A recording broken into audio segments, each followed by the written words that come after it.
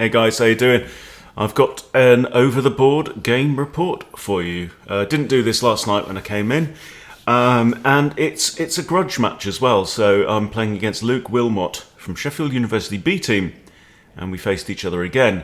Last time we met was the 1st of December, and he beat me with a Vienna. He had the white pieces that went very badly wrong, with one very tricky bit in the middle that I just couldn't calculate my way out of. So in this return fixture, I have the white pieces.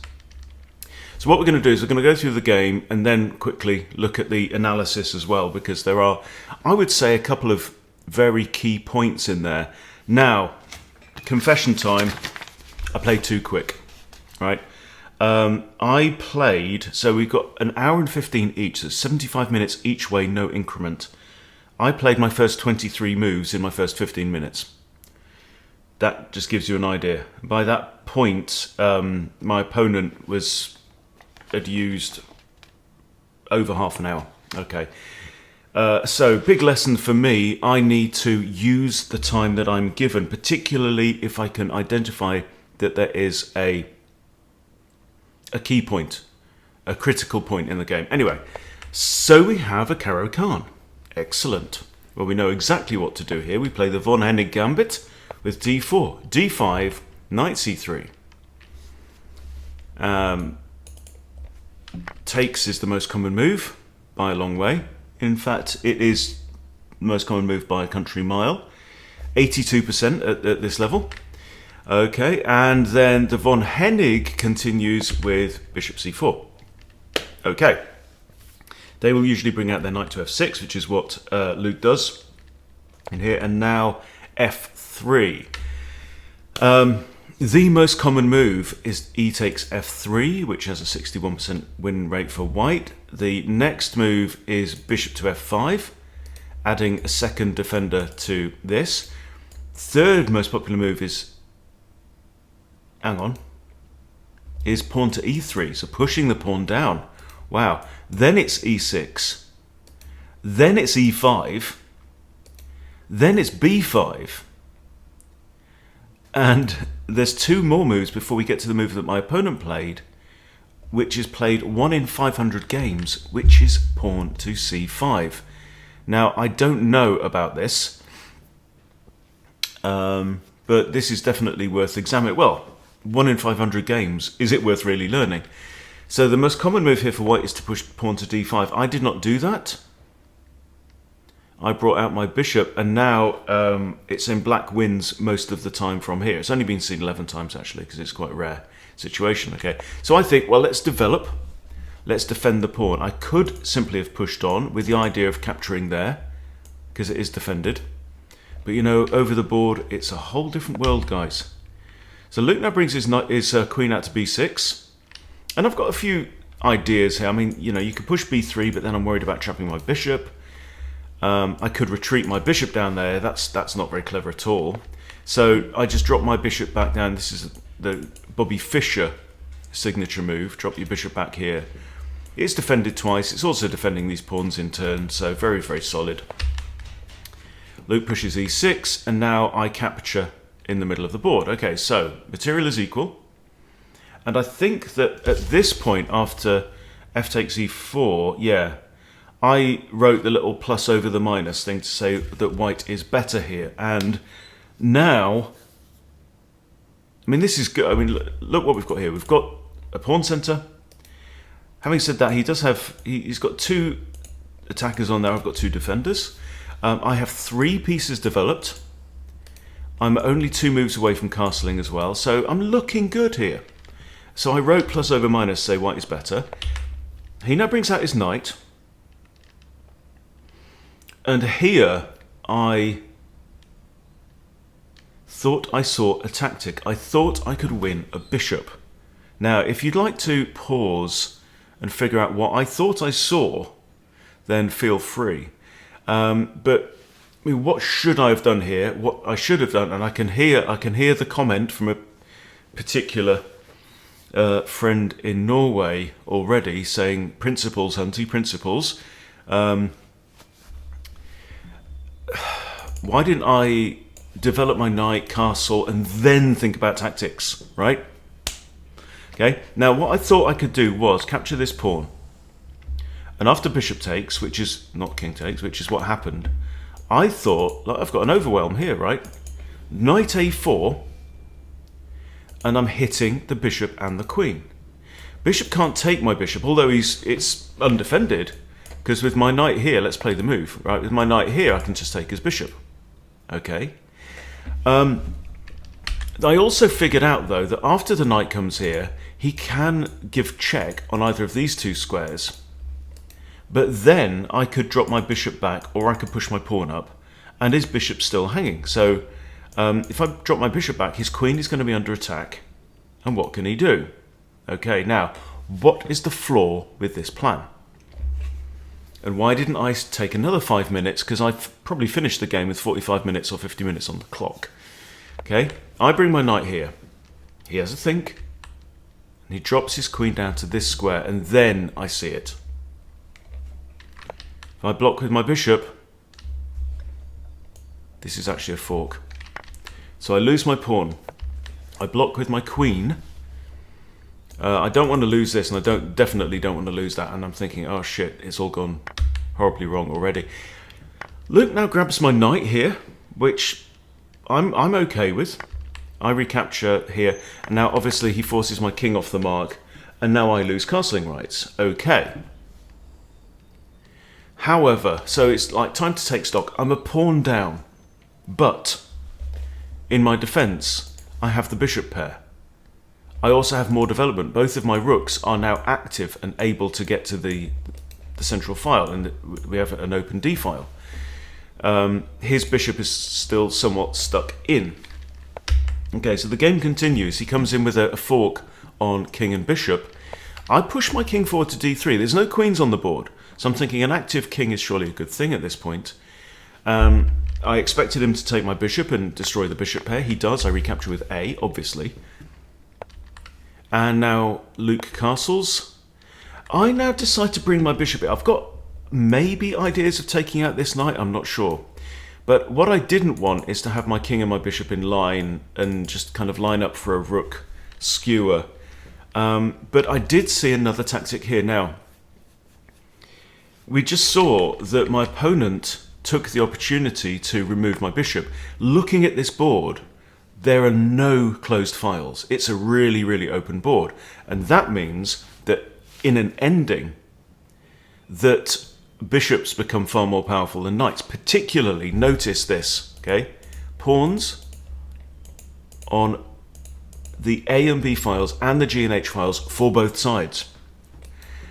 So we haven't got a situation where a king is trying to shepherd like one or two pawns down the board, in which case a knight can be very, very good at close quarters with his Krav Maga skills, okay? Bishops become far more powerful. So Luke took the opportunity then to eliminate the bishop pair. But I can do the same thing here. He castles. Now, I played bishop c3 first. Maybe I shouldn't have done it. But I see a tactic that can win me Luke's bishop. So pause and see if you can find that. He gives check here. I move back to e2. He now comes in with a knight. And now I unleash my tactic. It is knight to b6 with a fork on the rook and the bishop. And because the bishop is still here and not developed, A takes b6 is not playable because he simply loses his rook and most likely the game from that point.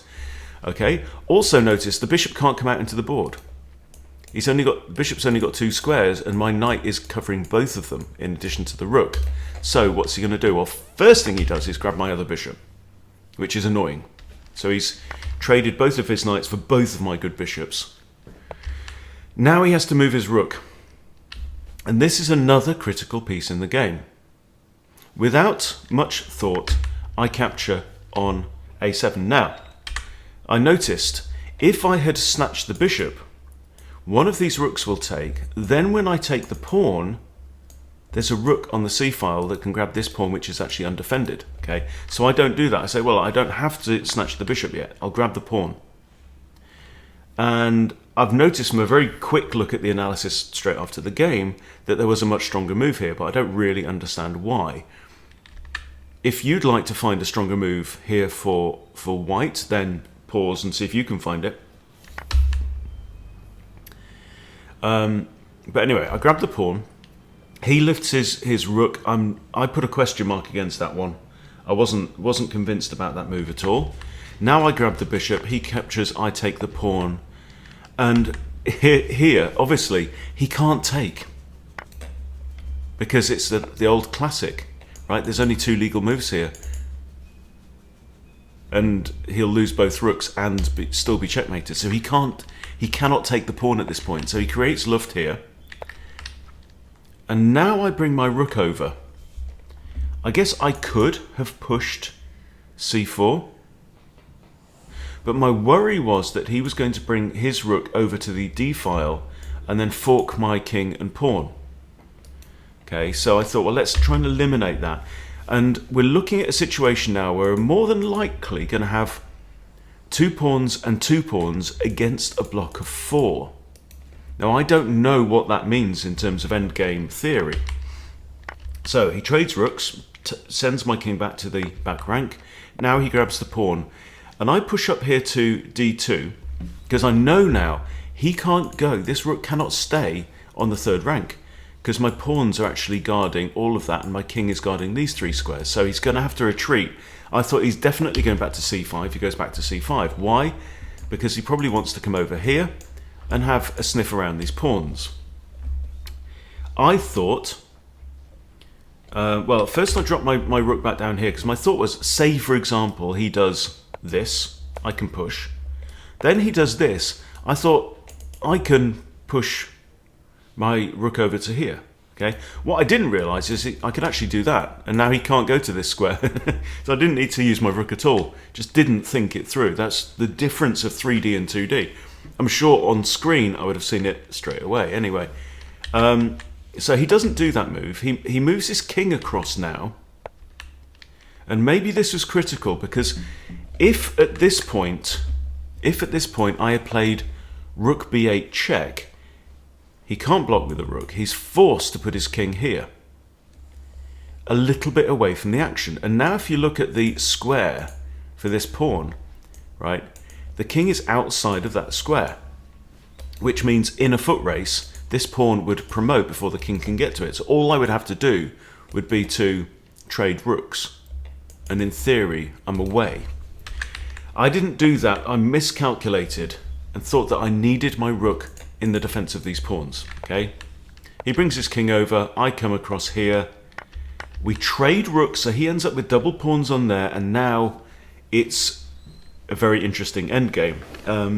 What do you think? Is this a winnable endgame for either side? So I push c4. We'll go through this relatively quickly.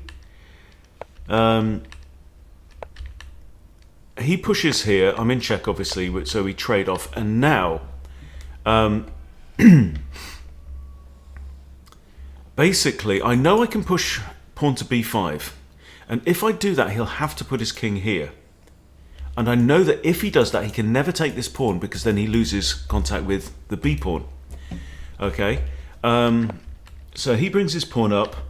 This pawn is now unable to move, because it will just get snatched off. My king has to stay here and defend against this pawn. So I've got the same problem, right? So I come here, he comes there, and he offers a draw at this point, which I decline. But then after a couple more moves, it's clear that both kings are really... We're just at an impasse, basically. We're both going to go backwards and forwards. And that's it. We agree a draw, shake hands, and it's a draw. We actually lost the match. I was on board 3. Board 1 was victorious for Chesterfield. Board 2 went to the wire and ended up in a draw. I drew, and the bottom 2 boards lost. So... yeah, if our board 2 had won the game, it would have been a draw, 2.5 each, with 5 boards, but there you go. But anyway, very interesting game. So, let's have a quick shufti. So I've pasted the PGN into the chess.com Explorer. And we'll go to the review here. And we'll see that first the pattern of the game from the graph. So black got an advantage at this point. Black did well and blundered. And then white is actually winning. I'm +4 here. For several moves, I'm +4. And then I give it away and it's a dead draw. Okay. I played with 79.3 accuracy. Luke played with 80. If we scroll down to the guess the ELO, 1700 for Hunty and 1750 for Wilmot. So that's all right. That's all right. I'm quite happy with that. Quite happy with that. He played the end game more accurately than I did. I played it very well there, 87%. He played even better.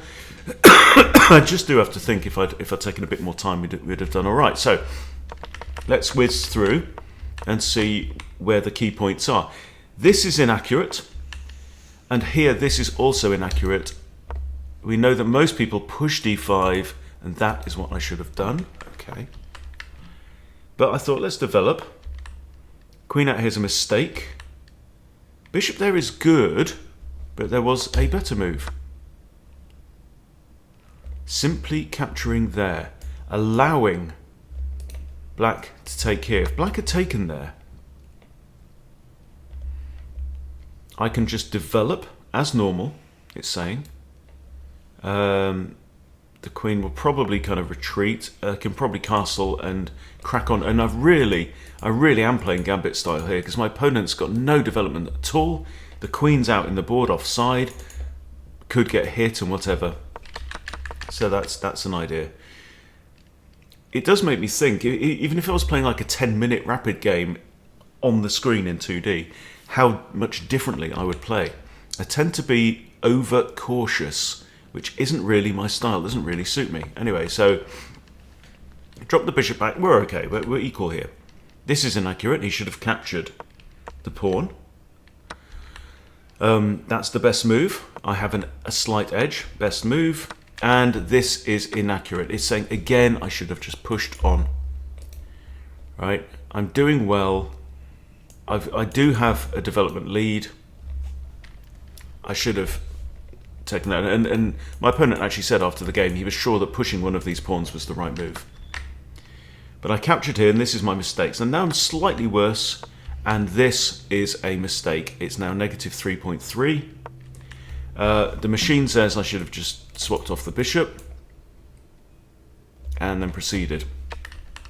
This was a mistake.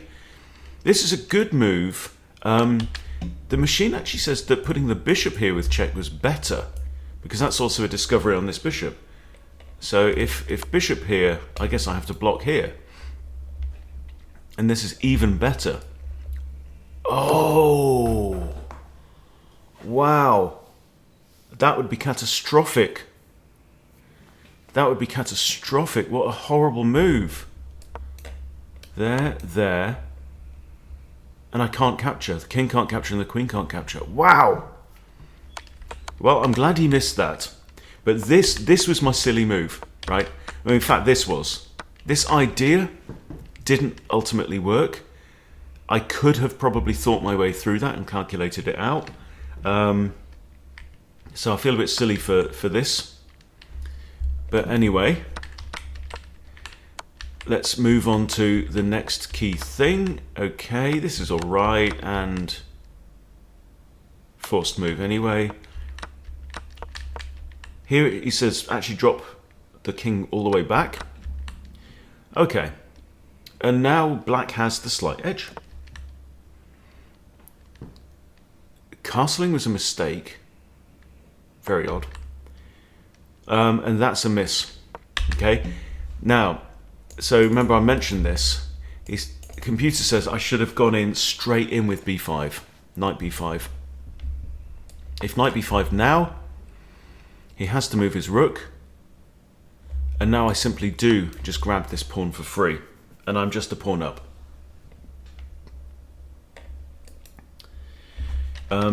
As it was,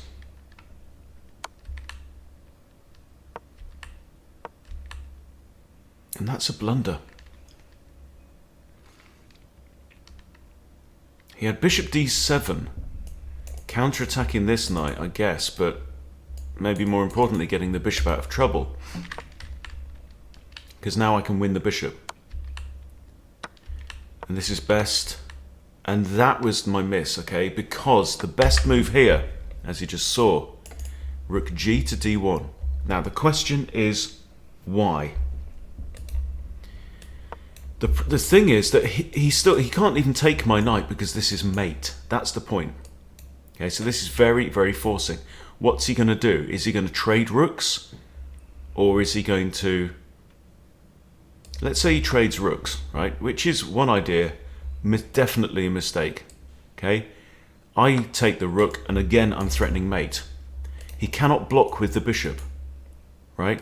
So, what's he going to do? He has to play... Well, he can block with the bishop, actually. Computer's saying that, or g6 to create luft. So if he blocks with the bishop, I would take the bishop. I'm actually a pawn down here, but better. I'm attacking the rook. He can't do this because I have that, which would be terrible. So it's spotting this forcing move. I'm threatening mate. Okay, now the computer actually says from here that moving the rook back over there would be best. And then, again, I capture the pawn. And material is equal, but white is slightly better. Yeah, I just snatched at the free stuff, didn't I? And that's a miss. It's very equal now. This is a miss, though. Here it's +4. Here it's +4 for white. But capturing there was wrong. Again. I should have played my rook over to d1. If he takes and king takes, I'm still better. His bishop is still trapped in. And when the thing is, when I capture that bishop, this pawn is going to fall anyway. Just didn't think it through quite enough. So even then, snatching the pawn isn't the right thing. Okay, and here again, bang. Okay, he says he didn't need to create the luft, he could have just doubled up anyway. And then I can't even play rook d1 because he's got an overwhelming majority. Now I can play rook d1, and now I'm still better. I'm still better slightly here. He has to trade, okay. Now here, somewhere in the ending, I let it slip because I'm +4.2 here. He grabs. I push on. Okay, now this is my final mistake, really. I should have gone to the back rank and forced the king here. And then it would have been quite a different end game with his king having to come round the long way to try and get to my pawns. And that's a mistake. c4. Huh. Getting a head start on the pawn race, I guess, huh? Yeah, could have done that. Could have done that. I was worried about these guys, and I didn't take the time. I was rushing my moves. So, I am a slightly better player than that. That's the truth of the matter. But I played 1700 level, which I'm happy with. My opponent played 1750, which he must be happy with as well. But definitely I think it was a good quality game. I think it was a good game. I think it was enjoyable. We both enjoyed it, and we were both, I would say, once the dust settled, quite happy with the result, with the draw. But we could both have done even better on that, so room for improvement. Hope you enjoyed this. The study is online, public on Lichess, so I'll put that link in the description. Thanks for watching. See you soon.